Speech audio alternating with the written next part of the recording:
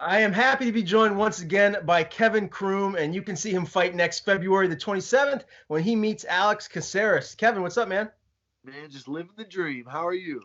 I'm good, dude, and it's good to see you again. It's funny, we were just talking off air before we went live about the last time we spoke, and it was right when you had that huge win before you got called up to the UFC. So your life has changed drastically since we last talked here. Tell me, what is life like for you now, man? Uh, I mean, honestly, it hasn't changed at all, except people know my name and I have money in the bank. I still haven't done any, I'm in the gym every day. I'm on the couch basically the rest of the time. I don't do a whole lot. I am upset that I just kind of got famous and I have to wear a mask everywhere. This is bullshit. You know what I mean? I haven't been able to go party in my hometown, so that's lame. But whatever, man. I'm on cloud nine still. It, it's amazing. I wish I could talk to 15-year-old me and tell me how good it gets. Well, I'm very happy for you, and you'll have plenty more chances to go out and show the rest of the world you're your handsome mug, because you'll have a lot more fights here in the UFC soon. I'm very, very sure. Just first, man, tell me, we just got through the holidays, so happy belated Christmas and New Year. How was all of that for you, and how difficult is that to go through those holidays when everyone else is eating, merrily and drinking and doing all this stuff that you'd like to do, but you probably can't because you got to be in camp getting ready for a fight. Yeah, I mean, so I don't really cut a lot of weight, so I can eat whatever I want. And I'm not a really big holiday guy, so it didn't really matter. We did 12 rounds on Christmas. That's our Christmas tradition, the 12 rounds of Christmas. So I mean, I was in the gym every day. So nothing changes with me, man. Very good. Is there one food though? We all have like a vice when it comes to food. Is there one thing that you just kind of don't look at, or you just make sure you stay away from when you're just trying to stay on point with your weight? Uh, not really, man.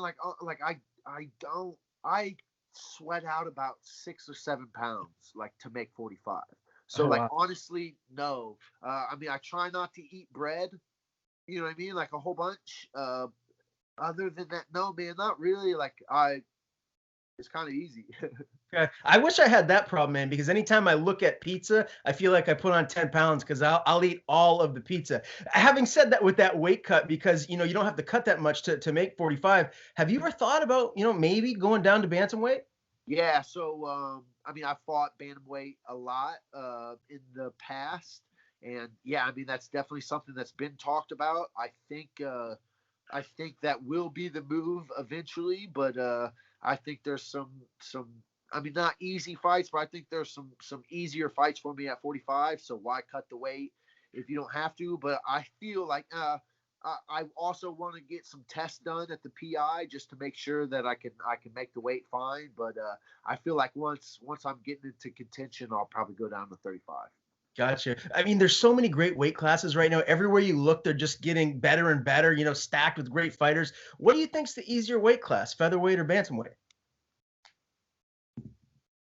I mean that's tough. For me, probably bantamweight. Honestly, man, I mean, I'm not the biggest 45er. Like I said, man, I'm only cutting like 6 pounds. And when you get up on the higher end, the ranked fighters, most of them are probably cutting 30, something Right. like that.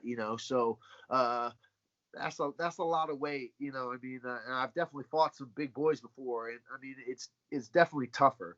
So I mean, for me, I'm a huge 35er, so it's a little bit easier as long as the weight cut's okay. I've never had a nutritionist. I've never had any help. I've always done it on my own. So now that I have these things, I feel like it won't be that hard. But like I said, I'm going to get some tests done at the PI when I can, and we'll see. Gotcha. Well, let's talk about that UFC debut. Obviously, a submission win over Roosevelt Roberts. Very, very impressive, man. And you were a significant underdog going into that fight. I Tell wish me, I bet on myself. right? You could have made some bank right there. I mean, you No, already made some pretty good money, but you could I have made did. some really serious bank if you knew what you were going to do going into that fight. What was the game plan going in there? Because you dealt with a lot going into that fight. COVID, different opponent changes. Like that was a really whirlwind for you. So just run me through that. Yeah, so I got the call. I was doing some medicals, so like I like had just got to the doctor's office when I got the call. I ran home. I literally had 2 minutes at home to put my stuff in a bag, raced to the airport, barely made it, got to the airport, sat down next to James, asked him who I was fighting, had no idea, and he looked at me and he's like, "It's not gonna be your toughest fight." But like the look in his eye, I just decided, oh, okay, like we're going to war. Let's go. So, man, I didn't really have any plans. It's kind of hard to plan something, I mean, that on that short a notice. I knew I'd win. I definitely wasn't expecting it to go down like that. I thought it would be a tougher fight for sure. I mean, I think he probably underestimated me a little bit, and I'm not the person you do that to. Everyone talks about, the octagon jitters that you get for the first time you compete in the UFC. It clearly didn't look like you experienced that based on your performance, but just tell me, how are you feeling walking down to the octagon when they announced your name? Just run me through what that was like. I really think I used the whole COVID thing to my advantage because obviously, man, I care about this. This is the only thing I care about, and this is all I've wanted. And so when you get the call to be in the UFC, like there's emotions behind it. This is my goal. This is everything I've wanted. So when I went there to fight Caceres the first time, I was emotional. I had a lot of emotions behind it, and then the second time, it was my second time, even though I hadn't fought. I'd been there. I'd done it. So it was just like another day. I had cornered Jordan Espinoza in June at the Apex. So like I had been there. I knew the vibe. I felt like I was back again. And I obviously have dreamed about my UFC walkout and everything my whole life. And my biggest goal was to soak it all in. Is just to walk out there and fucking enjoy it. You made it. And I feel like I really did that. And man, it's fucking great. You got some serious swag to you too, man. Like, tell me, where do you get that from? Just your style in general, because even I follow you on Instagram, I follow you on all social media forums, and you just got a very unique style. Where do you get that from? Is that something you've always had? I mean, yeah, man, I'm just me. I don't know. I like what I like. I'm weird, wild, crazy, and so I just go with it. Gotcha. Well, and you clearly, your social media forums have blown up since you're getting a lot more followers. Have you had like any weird messages or anybody that's reached out to you and said some stuff you're just like, what? Yeah. Like, knowing you're fast now. Yeah.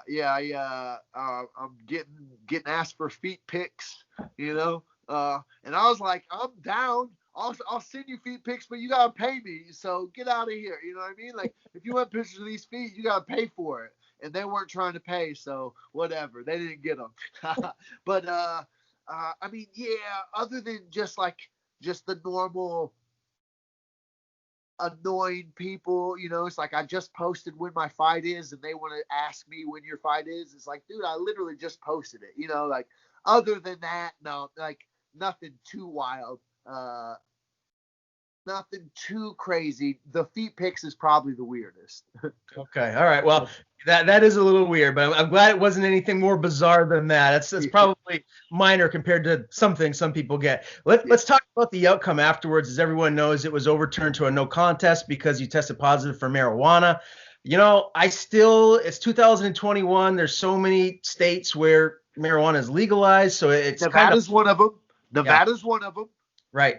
So clearly, a lot of people just kind of look at that and just roll their eyes. It's not a steroid where it really enhances your performance. I mean, it's used for recovery.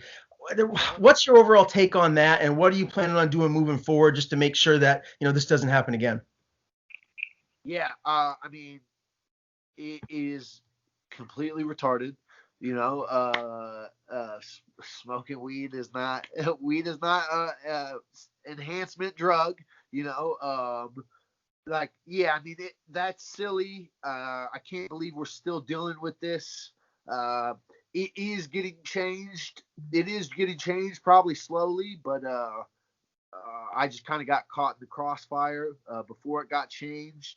And I mean, whatever, man. Like, Sure, they technically it's a no contest. I will never consider it a no contest. Other than talking about this, I won that fight. It's on ESPN. Everybody saw it. I bet he doesn't feel like it was a no contest. You know what I mean? Like I got paid like I won. I'm 22-12. I don't give a fuck what anybody says. So whatever. What I'm doing to not have it happen again is, well, I hopefully won't be taking fights on days notice again. And well, I mean I would, but not if they're going to suspend me. I quit. I just quit smoking weed like last week.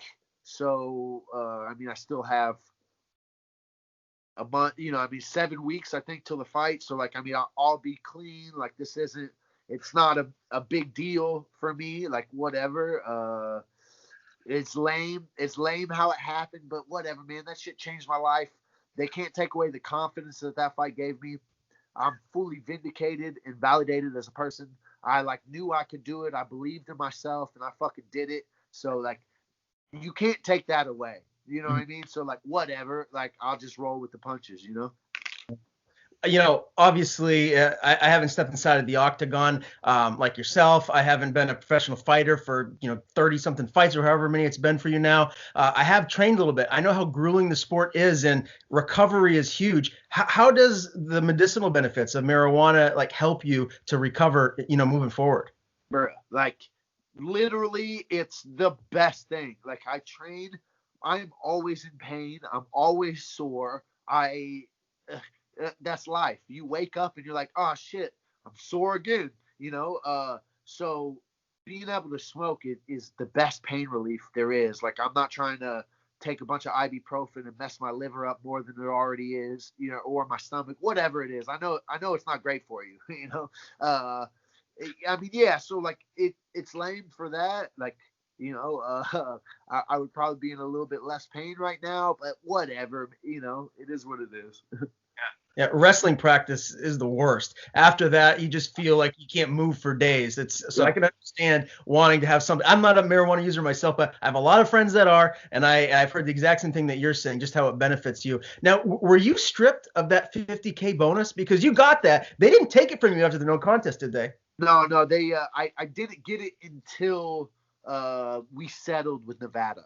So like it took me like 6 or 7 or 8 weeks, whatever it was, to get the 50K. But yes, no, I got it. Like I said, man, I was paid like I won. Like whatever. They can call it a no contest if they want, but we all know what it is, For sure. What's your current UFC contract right now? How many more fights after this one with Caceres do you have? So the worst thing about that is since I technically didn't get a win, I'm still on my first fight.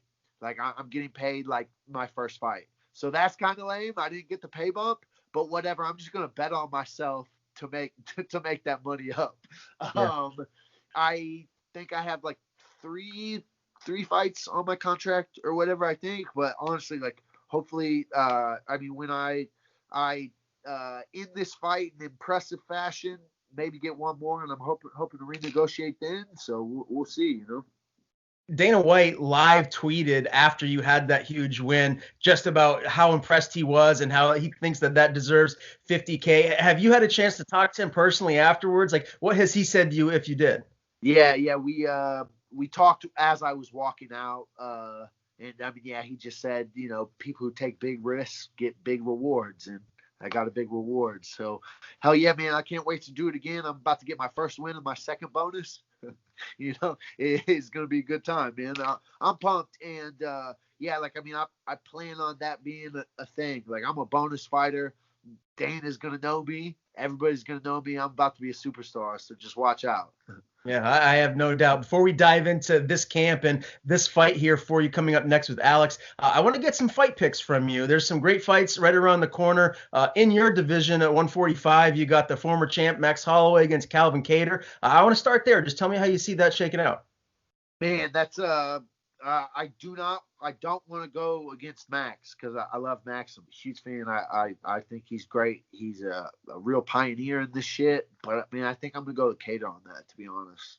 You're gonna go with Cater, huh? Yeah, Okay. I think so. Yeah. I mean, we'll see. Who knows? I'm not the best at picking fights, so you should probably pick the opposite if you're betting. You know. Well, you know I'm a New England guy, so you're going with one of my guys up here from the great Northeast. So there you go.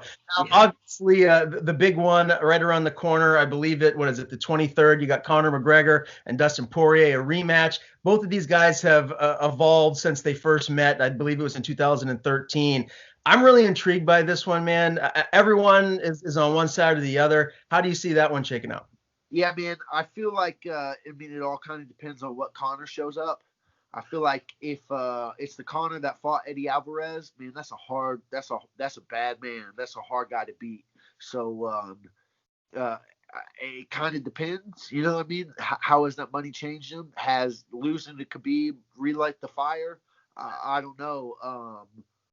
I feel like if they both show up at 100%, Connor wins. But you know, I mean, we'll see. We'll see who shows up. You know, and that's the real thing. Yeah, no doubt about it. Last one, Chandler and Hooker, that co-main event. Yeah, man. I am honestly, I don't know. I think I'm gonna go with Hooker. Yeah, I think it's Hooker, but who knows? I mean, Chandler is incredibly good at what he does for sure. So I mean, I think that will be a really good fight. But yeah, man, I think Hooker's got it. Gotcha. Well, I'm excited for all those. Let's dive into this camp, how it's been down there at Glory MMA and Fitness. Obviously, you got one of the best coaches in the game, and he's a pretty decent fighter himself, James Krause. How has this camp been so far, man? Well, I mean, technically, I've kind of been in camp since my last fight. You know, like I mean, I stay in the gym. But I mean, I guess officially camp started this week, and it's fucking sucked, dude. I've had the toughest week I've probably had in a year. Like legitimately, James has pieced me up, beat me up so bad. It's been pretty shitty, for sure. However, whatever, like it, you know, that's you're gonna have days like that, right? In life and fighting and everything, you're gonna have days where it's absolute shit, and all you can do is just mark that one off and know that it can't rain all the time. You know what I mean? Like it's got to get better. So I got the shitty week out of the way, and I'm ready for the better weeks. Now, Grant Dawson, obviously a training partner, very close friend of yours. Tell me how he is looking. And, I haven't seen anything on Tapology if he's had or if he has a fight lined up next, but have you heard anything if he's going to be getting in there again soon? Man, I can't believe that he hasn't already fought. His last fight was in July. The kid's 4-0. He's looked so impressive in all of his fights. I honestly don't understand. Like, I mean, I don't know anything about the matchmaking or the management or anything. All I do is show up and fight. However, I can't believe that they haven't already had him fight. I have not heard anything. I know he's been in the gym every day. He's been begging for a fight. He will fight anybody. So, man, I'm waiting just like everybody else is, man. I can't wait for that kid to fight again. Yeah, and he's looking pretty sharp, I'm sure, huh? God, he's such a beast, man. He's so good. It's so frustrating. Like, that's all I can say. Yeah. Oh, iron sharpens iron. When you have someone like that, too, to push you every day, all that's going to do is make yourself better. Indeed, man. I am living proof of that for sure. Yeah. Now, did Laura Sanko train there? Does she still train there? Yeah. Okay, I didn't see her when she actually fought, but I've become a big fan of her just watching her do her cage side reporting. What is she like as like a teammate and watching her spar? It'd be hard not to be a big fan of Laura. She is the best fucking person. Like it's stupid how cool she is. I have luckily known her for about a decade, and yeah, man, I mean, she is amazing. The nicest person. She's a savage. She's a purple belt in jiu-jitsu. She will try to rip your neck off, for sure. I mean, yeah, man, it's great to have her around for sure. Yeah. Yeah, all of that great things that she obviously has, like cage side reporting. She's as good as it gets. She's a good fighter, as you're saying, and she looks like a supermodel sitting there cage side. So she's got the whole package. Her husband's a lucky man. Now, yeah. Now you fought in the Apex, and they're going to Abu Dhabi right now. Like, if you had your choice, would you choose to just stay here stateside and go to Vegas, or would you like to experience going to Abu Dhabi and Fight Island? So, like, Yeah, I mean, I'll do whatever. I'll fight whoever, whatever, whenever, wherever. That's literally how I've made my life. But having traveled like 30 hours fight week and all that stuff before, I don't really want to do it. And I don't really want to have to go through all the quarantine and shit to get there. Like I would love to go to Abu Dhabi sometime. That would be great. But honestly, I don't want all these rules around me. Like if I'm going to a country to fight, I want to go experience that country, not just sit in a hotel. So like, but I mean, yeah, but I'll do it. I'll do it in a heartbeat. But I would probably rather stay in Vegas. Yeah, and that's what it looks like right now as far as your fight. They'll be back in Vegas by then, right? So you'll be fighting at the Apex. Yep. Yeah. I just got my flights to Vegas yesterday, I think. All right, very cool. Now, who will be making the trip? Obviously, James Krause. Will you have Grant there with you as well? Yep. James Grant and my manager Joe Wooster. Yep. All right, very good. And we're still what, like a month and a half away, so you still got some time left. 7 weeks, I think. I think it's like 7. It was 7 weeks at the beginning of the week, so Right. Yeah. almost 6, but yeah. We're still a little bit of ways before you get Shark Tanked and all that, and get ready to make that trip to Vegas. But let's talk about this matchup with Alex, man. He's 17-12. He's coming off a big win over Chase Hooper and Austin Springer previous to that. When you look at this matchup, how do you see yourself shining in this fight? I think that this is an amazing fight for me. I am incredibly happy to get this fight, and I feel like me getting this fight is proof that the UFC is trying to push me up the ranks. I think I did a really good job in my debut. Everybody, I got a little heat behind me, and now I got a name that I'm about to take, and I'm going to take that name. I kind of think I'm better everywhere. I think I can outstrike him, and I can definitely outgrapple him. I am in no way, shape, or form looking past him. He is an excellent competitor. I have been a fan in the past. I've watched him fight for years. I have nothing bad to say about him. However, I believe that it's a spectacular fight for me. Is there a size difference here? If I'm not mistaken, he is kind of tall and long for the weight class. Am I mistaken? Yeah, you're mistaken. He's not tall and long for 45. We actually have the same dimensions, I think, same reach, and I think I might maybe like half an inch taller or something. So no. Gotcha. Okay, well that's a good thing. Is there a hole in his game where you feel like you're going to be able to exploit? Or is there one area where you feel like you're just significantly better than him in? Yeah, I mean, I'm definitely better than him on the ground for sure. I don't think there's any question about that. And I think I'm better on the feet too. I think he might be maybe a little bit flashier than me. He might do some cooler looking things, but I come to kill. So, let's see. How do you see it ending? Do you think this would be a finish, or do you feel like it could go 3 rounds? Yeah, I finish him I believe I finish him in before the third. Okay, good enough. Is there going to be a new entry song of choice? Are you going to stick with the last one? What are you thinking? Nah, I think I'm going to come out to Dolly Parton 9 to 5. Okay. I like that. Heck yeah, working 9 to 5. I'm a working man. Let's go. All right, you're bringing it back. That's very cool. As far as what's next, if you do go in there, you get this win, and it's an impressive win at that. How active are you trying to stay in 2021? Are you going to look to get right back in there? Would you like to get a three-month fight camp type of deal? I mean, this fight camp will be the longest fight camp I've ever had. I've fucking known about this fight. I'm trying to make money. I kind of feel like I'm late to the party, so I'm trying to catch up. I'll fight the next day if I can, and I'll fight the next month if they want me to. Like whatever. I want to fight 4 times this year at least. So we'll see. Awesome. Well, anyone out there that's watching, you can see this man, Kevin Croom, fight next February the 27th when he meets Alex Caceres in Vegas. Kev, it's always a pleasure to talk to you, my man. Before I let you go, plug your social media. Anyone you want to thank, the floor is yours. Heck yeah. Well, obviously, I want to thank James Krause, Grant Dawson, Glory MMA, Joe Wooster.